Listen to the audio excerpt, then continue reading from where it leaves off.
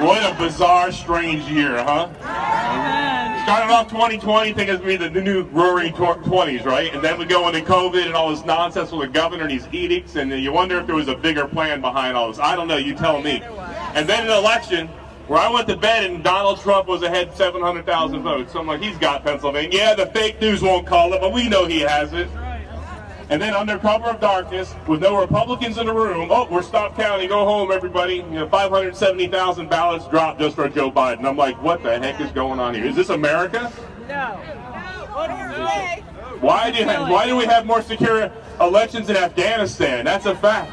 ID card, yes, it's you. In Pennsylvania, oh no, don't show your ID, come on in. I'm like, what the heck's going on here?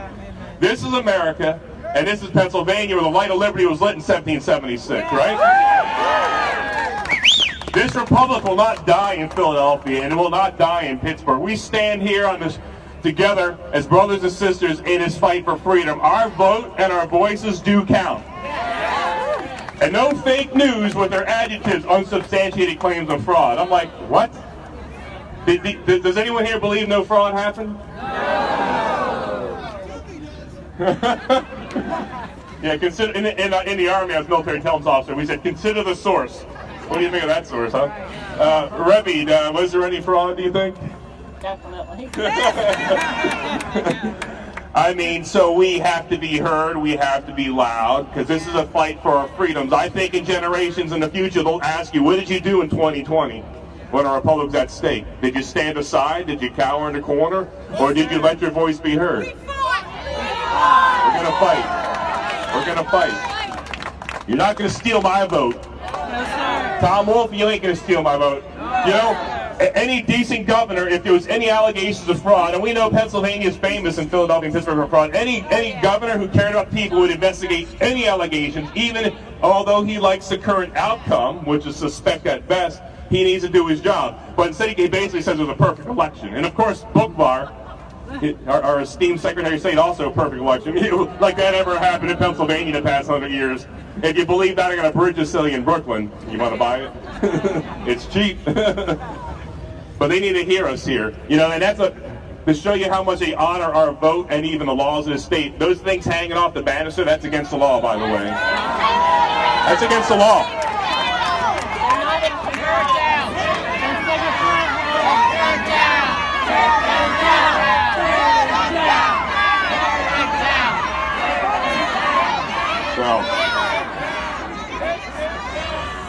You know, when we stand for the Constitution, we stand for righteousness and justice. We believe when Jesus said you're free indeed, right? Are you a free people? Now, our fight here is not like it was, you know, World War II, June 6, 1944, with our, you know, forefathers landing on the beaches of Normandy facing Nazi machine guns. Our fight is political here. We have to stay the course. I know we're getting tired. This thing's been dragging on for 2 months, right? When's it going to end? It's going to end when the real winner wins, right? And look, we need time. We need to have a proper investigation audit of the election. What's the rush to judgment here? If they believe their guy won, what are they afraid of, right? If there's nothing to hide, just let's be transparent. I promise to be the most transparent governor of Pennsylvania history. That's what Tom Wolf said. And has he been transparent? No. He's been the least transparent governor in Pennsylvania history. And so let's open up the books. Let's have the machines audited. Let's do hand count. Let's take our time because we want to make sure our republic is secure, right? It's that easy. And so we're not going to stand aside and let our vote be stolen. We're going to have our voices heard. You guys went out and in good faith you voted for the person of your choice, and your vote should count irregardless what any governor or any bureaucrat official in any county says. You're an American. This is not some backwater third world country. This is America. How is it we can put a man on the moon 50 years ago, we can't have a proper election in Pennsylvania in 2020? I mean, beam me up, Scotty, to no sign of intelligent life anywhere. Seriously, what's going on here? This is a great country. This is the best country we're going to face here. Let me see the veterans' hands here. Give it up for them. I love you guys. Thank you. And we have Stacy Garrity behind me here, retired Army Colonel also. I got a Desert Storm veteran behind me. 30 years ago, we were in a sandbox. We were told to expect 10,000 dead Americans. God answered those prayers. You remember those days, for those of you that were around back in 1991, all the yellow ribbons went up on the trees and prayed for our troops? You guys prayed. I'm only here as a result of those prayers. You didn't even know me then, and I'm alive because you rallied 24 churches in Pennsylvania, and God intervened. I'm sure you have war stories as well. Well, God stepped in and saved your life.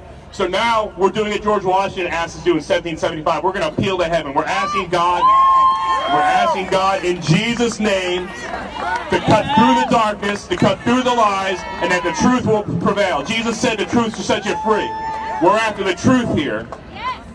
Our country needs patriots like you to stand firm, stay the course. And together we're going to see a new birth of freedom once again. That hearing we had in Gettysburg on the 25th of November, it changed the discussion in the entire nation. Gettysburg is on the map once again. Pennsylvania was once again leading the way in the right way. And I say, and I proclaim, that we're going to lead the right way in the future. God bless you guys. Stay the course.